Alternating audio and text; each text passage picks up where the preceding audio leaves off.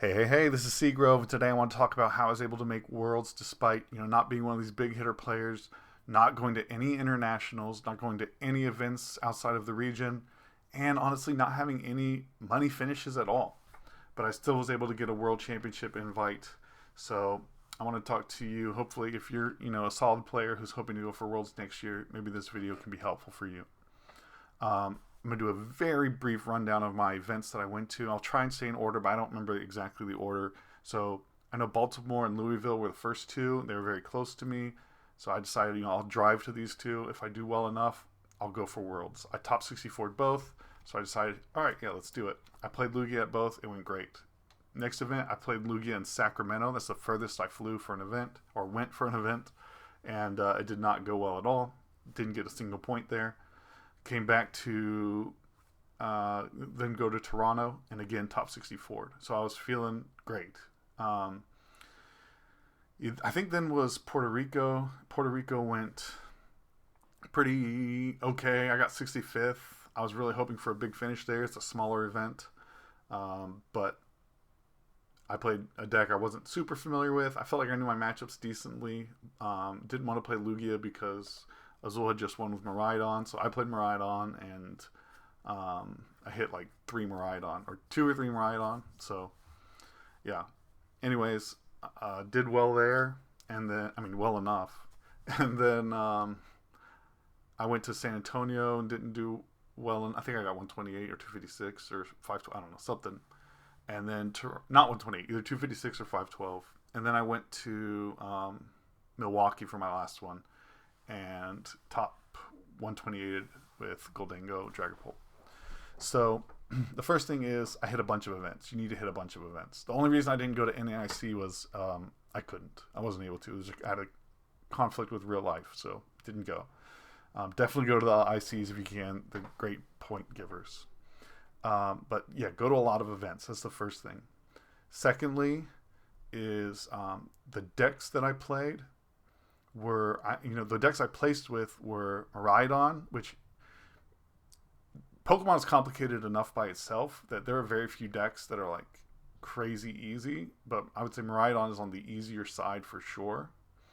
And then Dangopult is pretty straightforward. And then honestly, Lugia is probably the most complicated deck I played, and it's not like I wouldn't put it in a hard tier to play. So there's plays with all of those. I misplayed with all of those because I'm not good enough. But overall, you can have success with these decks without having to be the best player. So I really encourage that to play. Not necessarily Raging Bolt. Well, Raging Bolt now is different, but Raging Bolt now is great to play. But like a simpler deck or a medium deck, I really, really encourage that. I think that had a big part in it. And then another thing that probably the biggest thing is for all 3 of these decks, either directly or indirectly, I had a friend, Jeff, who's a local. I'm a much better player than he is. Shout out, Jeff. But he had watched like a 3-hour video on all of Lugia's matchups, and he was cooking me and convinced me to switch to it, and he taught me all the matchups. And then Dangopult, or I guess with Miraidon, I heard a Landon Kettler interview where he talked about all the matchups and how to play them, and that was the least confident I was. And then for Dangopult, I took the class with Grant Shin and Caleb Rogerson, and I'm not going to sit here and say like, oh, this class was perfect, but it was very effective. They're young guys and they don't have a great pedagogy, but I learned the matchups because of that. And it was definitely worth the price. It was like $20, I think, and I learned how to play Goldango, and then went and got top 128 with it at a massive regional. So shout out to them for that. And so those were, I would say, the big 3 things. And I'm not trying to make this a super long video, but stick with a deck as well. I stuck with Lugia until I felt like it was no longer in a great place. Oh, one other thing I want to say about Lugia, obviously I did the best with Lugia. I think that's because of Lugia's relationship to the BDIF. I guess Goldengo with Gardevoir is pretty similar, except Gardevoir didn't have the play rate that Reggie Drago had. So Lugia was a great deck, but it also countered the BDIF, and so I think that was really big. I was able to beat players who were better than me because of I had a good matchup against the deck that they were playing. Actually, I beat Tord. He was playing Pidgeot Control, which is a great matchup for Lugia.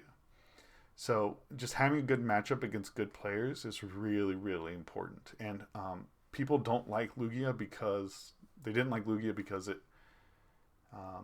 has the consistency issues it has are front end heavy, like on your setup, and people hate not setting up.